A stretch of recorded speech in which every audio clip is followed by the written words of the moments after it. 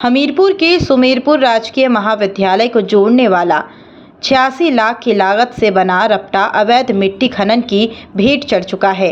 भारी ट्रैक्टरों की आवाजाही से रपटा की नींव दरक गई है, जिससे छात्रों और ग्रामीणों की आवाजाही खतरे में पड़ गई। प्राचार्य की कई शिकायतों के बावजूद प्रशासन ने कोई कार्रवाई नहीं की। स्थानीय लोगों का आरोप है कि खनन माफिया प्रशासनिक संरक्षण में बेखौफ धंधा चला रहे हैं। यदि जल्द कार्रवाई नहीं हुई तो नागरिक आंदोलन की चेतावनी दे रहे हैं।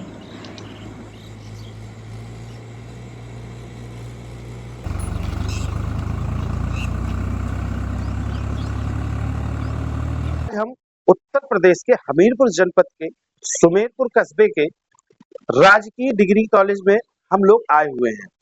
जो यहाँ पर एक मामला आया है, जिसको शिकायती पत्र देकर यहाँ की प्राचार्य श्रीमती विद्या वर्मा जी ने डीएम साहब को अवगत कराया। मामला कुछ ऐसा है कि जो यहाँ पर एक रपटा का निर्माण नगर पंचायत के द्वारा कराया गया था, उस पर लगातार ओवरलोडिंग के चलते उसमें क्रैकिंग आ गई है और ओवरलोडिंग का कारण भू मिट्टी का अवैध खनन माना जा रहा है। चलिए बात करते हैं उनसे और जानने का प्रयास करते हैं कि आखिर मामला क्या है।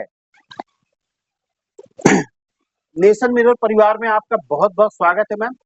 ये हम आपसे जानना चाहते हैं कि जो ये मिट्टी का खनन चल रहा है, आखिर ये जो आपने शिकायती पत्र दिया है, उसका मेन कारण क्या है?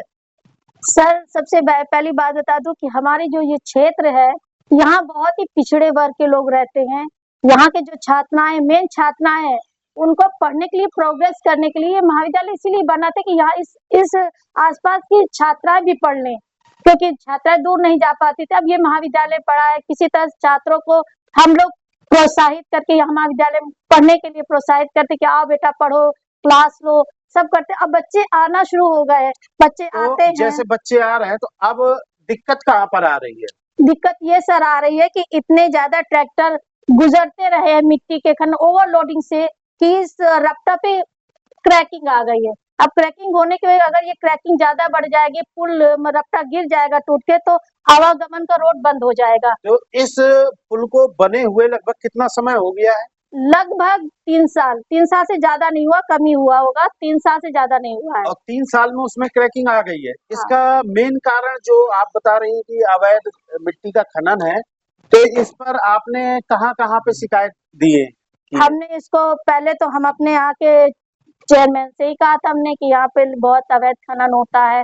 हमारे ईओ साहब हैं, उनको कहा था। हमने यहाँ तक कि विधायक सर से भी एप्लीकेशन दी थी इसके लिए कि सर इसमें क्रैकिंग आ गई, ये रोड बनवा दिया जाए, दोबारा से ये रोड बन जाए, छात्र हित में ये रोड बन जाए, बच्चों का आवागमन होने लगे। इसके बाद डीएम साहब को दिया, डीएम साहब के बाद फिर मैंने मुख्यमंत्री तक इस लेटर को दिया है कि किसी तरह से छात्राओं के और छात्रों की पढ़ाई में कोई बाधा ना आए, बच्चों कम से कम आगे प्रोग्रेस करें, इस शिक्षा का प्रसार बढ़ता रहे, बच्चे आगे बढ़ते रहे। जो बच्चियां केवल हाई स्कूल इंटर करके बंद करती थी, अब वो ग्रेजुएशन करने लगे।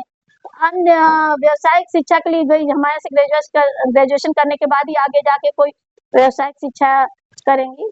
जैसा कि हमने अभी राजकीय स्नातक महाविद्यालय सुमेरपुर, या कह सकते हैं मॉडल डिग्री कॉलेज सुमेरपुर की प्राचार्य से बात की, उन्होंने जो जमीनी हकीकत बताई और जो अपना दर्द बताया कि किस हिसाब से छात्र हित को देखते हुए मिट्टी का खनन कैसे चरम सीमा पे हो रहा है, और जिसके चलते नवनिर्मित रपटा, या कह सकते हैं पुल, जिसकी अनुमानित राशि लगभग 86 या 84 लाख रुपए बताई जा रही है, वो महज 3 से 4 साल में जर्जर होने की हालात में आ गया है।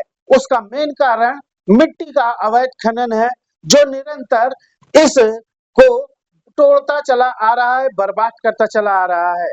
चलिए देखते हैं और जानते हैं कि इसमें शासन प्रशासन क्या हद तक कार्रवाई करता है। मैं सोनेश कुमार, नेशन मिरर, हमीरपुर।